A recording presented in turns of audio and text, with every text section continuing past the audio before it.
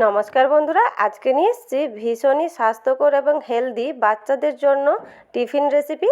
খুব সহজেই এই রকম হেলদি স্বাস্থ্যকর টিফিন যদি বাচ্চাদের বানিয়ে দেওয়া যায় আর বাচ্চারা যদি একটাও খায় তাহলে তাদের সারাদিন পেট ভরে থাকবে আর এনার্জিটাও খুব সুন্দর থাকবে।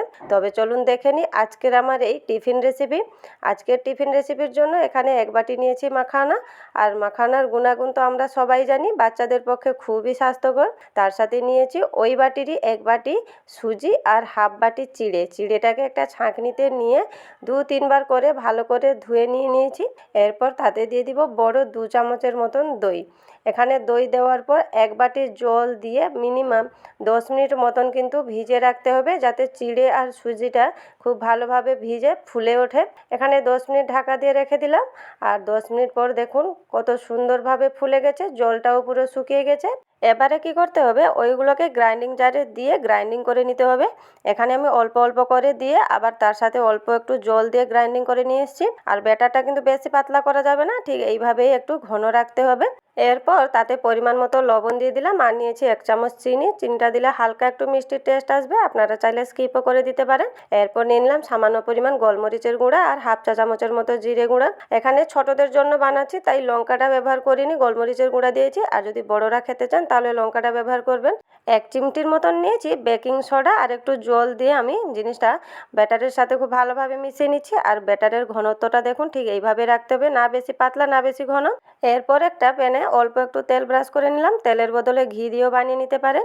এরপর প্যানকেকের মতন অল্প করে ব্যাটার দিয়ে দিলাম আর ব্যাটারের ওপরে কিছু গাজর কুচি, তার সাথে কিছু টমেটো কুচি। এখানে আপনারা আপনাদের পছন্দে কিন্তু সবজিটা ব্যবহার করতে পারেন। আর যেসব বাচ্চারা সবজি খেতে চায় না, এইরকম করে দিলে কিন্তু সব কিছু খাবে। ওপরে ফ্রেশ কিছু ধনেপাতা কুচি দিয়ে 1 মিনিটের মতন ঢাকা দিয়ে দিলাম। যখন ওপরের অংশটা এইভাবে শুকিয়ে আসবে তখন উল্টে নিতে হবে। এইভাবে উল্টে পাল্টে হালকা একটু লাল করে ভেজে নিব। এখানে দেখুন প্রথম টিফিনটা আমার ভাজা হয়ে গেছে, আমি তুলে নিচ্ছি। আর দেখুন কতটা নরম সফট হয়েছে। একইভাবে এখানে আবারও একটা বানিয়ে নিব। বন্ধুরা, এইরকম হেলদি স্বাস্থ্যকর নাস্তা যদি বাচ্চাদের বানিয়ে দেওয়া হয় তাহলে যদি তারা একটাও খায় সারাদিন কিন্তু তাদের পেট ভরে থাকবে। খুবই স্বাস্থ্যকর খাবার এটি, না এতে আটা না ময়দা কোনো কিছুই ব্যবহার করা হয়নি। এইরকম স্বাস্থ্যকর খাবার কিন্তু বাচ্চাদের পক্ষে খুবই ভালো। এখানে দেখুন আবারও একটা আমি বানিয়ে নিয়েছি আর উল্টে পাল্টে কিন্তু একটু লাল করে ভেজে নিতে হবে। এখানে দেখুন টিফিনগুলো খুবই নরম, খুবই সফট হয়।